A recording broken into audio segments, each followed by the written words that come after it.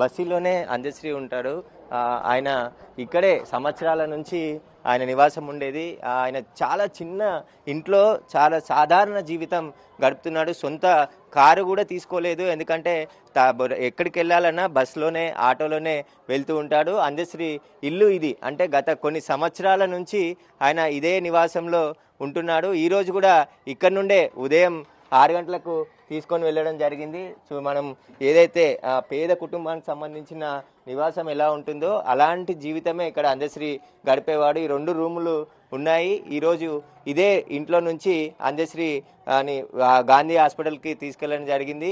ఈ మధ్యనే తెలంగాణ ప్రభుత్వం ఆయనకి ₹1,00,00,000 నగదు పురస్కారాన్ని కూడా అందించింది. ఆ డబ్బులతోనే గట్కేసర్లోని ఎన్ఎఫ్సి దగ్గర ఒక స్థలంలో నివాసం కూడా నిర్మించుకుంటున్నాడు. ఆ నివాసంలోనే మరికొద్ది రోజుల్లోనే పూర్తయితే అక్కడికి షిఫ్ట్ అయ్యి కుటుంబ సభ్యులతో కలిసి అక్కడే ఉందామని అనుకున్న నేపథ్యంలో ఇప్పుడు ఉదయం అకాల మరణం చెందడంతో ఇక్కడ బస్తీ వాసులు కూడా ఎంతో ఆవేదనకు గురవుతున్నారు. మాతో సరదాగా రోజు ఇక్కడే కూర్చొని మాట్లాడేవారు అని చెప్పేసి కూడా ఇక్కడ ఉన్న వారందరూ కూడా చెప్తున్నారు. అయితే ఇంటి పక్కనే ఉన్నటువంటి వారందరూ కూడా ఆ విషయం తెలుసుకొని ఒక్కొక్కరుగా వెళ్తున్నారు. అయితే ఇక్కడ నివాసం దగ్గర చాలా చిన్న ప్లేస్ ఉంది కాబట్టి కొంచెం ఆ పక్కనే ఉన్నటువంటి గ్రౌండ్కి ప్రస్తుతం పార్థివ దేహాన్ని తరలించడం జరిగింది అందశ్రీది. ఆ గ్రౌండ్లో లాలాపేట గ్రౌండ్లోనే ఏర్పాట్లు చేశారు. చాలా మంది అభిమానులు తెలంగాణ వ్యాప్తంగా వచ్చే అవకాశం ఉంటుంది కాబట్టి ఇక్కడ ఇబ్బంది అవుతుందని చెప్పేసి ఇక్కడ నుంచి తీసుకెళ్లి గ్రౌండ్లోకి షిఫ్ట్ చేయడం జరిగింది. అక్కడ ఆయనకు సంబంధించిన పార్థివ దేహాన్ని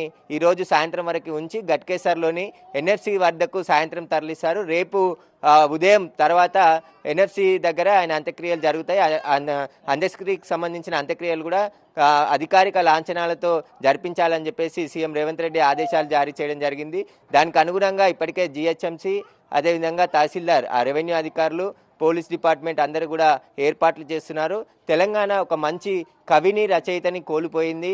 ఆయన గత ప్రభుత్వంలో తగిన గుర్తింపు ఇవ్వలేదు. అంటే ఆయన పాడిన పాట రాసిన పాటకి ఏదైతే తెలంగాణ జాతీయ గీతంగా ప్రకటించాలని చెప్పేసి చెప్పినప్పటికీ కూడా కాలేదు. కానీ కాంగ్రెస్ ప్రభుత్వం వచ్చిన వెంటనే ఆయన పాటని గుర్తించి తెలంగాణ పాటగా గుర్తించడం జరిగింది. ప్రస్తుతం స్కూళ్ళల్లో కూడా ప్రతిరోజు ఉదయం జయ జయ హే తెలంగాణకు సంబంధించిన పాటని పాడిన తర్వాతే స్కూల్స్ ప్రారంభమవుతున్నాయి. చాలా ఆనందంగా ఉన్న సమయంలో హఠాత్తుగా అందశ్రీ చనిపోవడం విషాదం నింపిందని చెప్తున్నారు. లాలాపేటలో చిన్నప్పటి నుంచి వాళ్ళ పిల్లలు కూడా ఇక్కడే ప్రభుత్వ స్కూల్లో చదువుకునేవారు. స్కూల్కి సంబంధించి మొత్తం లాలాపేటతో చాలా సంబంధాలు అందశ్రీకి ఉండేవి. చిన్నప్పటి నుంచి ఆయన పిల్లలతో పాటు పెరిగిన స్నేహితులు కూడా పెద్ద సంఖ్యలో ఇక్కడ రావడం జరిగింది.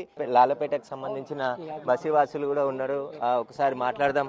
ఎట్లా ఉండేది మీకు అందశ్రీతో గారి అనుబంధంగానే? అందశ్రీ గారు సామాన్య జీవితం గడుపుతూ అద్భుతమైన సాహిత్యాన్ని సాధించి అద్భుతమైన గేయాలను గీస్తూ రాస్తూ పాడుతూ అందరినీ సంతోషపెడుతూ దేశాన్ని అభివృద్ధి చేయాలనేటువంటి తాపత్రయంతో తెలంగాణ ఉద్యమం కోసం, తెలంగాణ జాగృతి కోసం, తెలంగాణ కోసం అద్భుతమైనటువంటి తన సాహిత్యాన్ని వెదజల్లి తెలంగాణ పేరు ప్రతిష్టలు తెచ్చిన మహాకవిగా ప్రఖ్యాతి పొందినటువంటి మహానుభావుడు. ఆయన సామాన్యంగా ఎవరితో చాలా శాంత స్వభావుడు.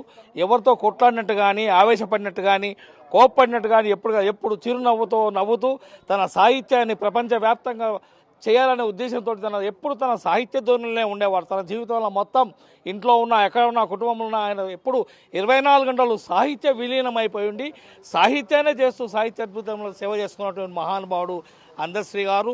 ఇక్కడే పుట్టి 30 సంవత్సరాలు ఉండగా మా ఇంటి పక్కనే ఉన్నాడు ఆయన. ఆ మిత్రుడు చాలా ప్రాణంగా చూసుకునేవాడు. ఆ కుటుంబంతో చాలా బాగా సన్నిహితంగా ఉండేవాడిని. అద్భుతంగా చూసినటువంటి ఆ మహానుభావుడు ఇవాళ దూరినందుకు బాధపడుతున్నాం దుఃఖంతో. మళ్ళీ కనరాడు అన్నట్టు గొప్ప కవి, తెలంగాణ సాహిత్య చరిత్రలోనే అద్వితీయమైనటువంటి తెలుగు సాహిత్యాన్ని వెదజల్లినటువంటి గొప్ప కవి అందశ్రీ తప్పితే వేరే కనరాడు అని తెలియజేస్తున్నాను. అందశ్రీ మాకు మార్నింగ్ ఇంతకుముందు పొద్దుగాల సడన్గా అకాల మరణం చెందిందంటే బాధపడ్డాం. మన ఆయనతోటి మాకు చాలా అనుబంధం ఉంది. ఎట్లా అంటే మేము పొద్దుగాల పూట గ్రౌండ్లో కలిస్తే వాకింగ్ చేస్తుండే, కూర్చున్నప్పుడు డిస్కషన్ చేస్తుండే, ఇట్లా చేస్తున్నా తమ్మి ఇట్లా చేస్తున్నా అని. ఒక్కోసారి నాతో కూడా రాపిస్తుండే ఆయన, జర రాయి ఇది చేసినా గది చేసినా అని చెప్తుండే. ఆ సందర్భం ఆయనతో మనకు చొరవ ఉంది. ఆ విధంగా ఆయన మాకు రెగ్యులర్గా ఈయన ఎక్కుతుండే, రోజు దిగుతుండే పోతుండే, మేము చూస్తుండే కలుస్తుండే కూడా. ఈ మధ్యనే అన్నని ఒక్కసారి పలకరిస్తే మళ్ళీ కూడా అలా వారం కూడా పలకరిస్తే అన్న ఇంకెన్ని రోజులు ఉంటాయి పాత ఇంట్లో అడిగితే లేలే తమ్మి ఇల్లు తీసుకున్నా ఎన్ఎఫ్సి నగర్లో గట్కేసర్లో కడుతున్నా, తొందరగా స్టార్ట్ అయింది, తొందరగా నా ఇంట్లోకి పోయేది, మేము అందరం పిలుస్తా అన్నట్టు ఒక మాట అయితే మాతో అన్నాడు. ఆ రోజు ఈయన వాళ్ళ భార్య కూడా కలిసింది. అదే లాస్ట్ ఇక చివరి మాట.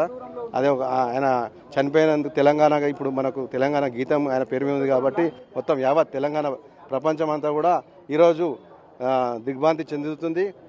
అదేవిధంగా ఈ పాటను జాతీయ గీతంగా పెట్టినందుకు మన రేవంత్ రెడ్డి ప్రభుత్వం ఎంతో చొరవ తీసుకొని ఆయన మీద బాగా ప్రేమతోటి అన్ని ఆయనకు వరాలు కల్పించడం జరిగింది. అదేవిధంగా ఈరోజు నాకు గవర్నమెంట్ స్కూల్స్ కూడా సెలవు ప్రకటిస్తే బాగుంటుందని నేను కోరుకుంటున్నాను.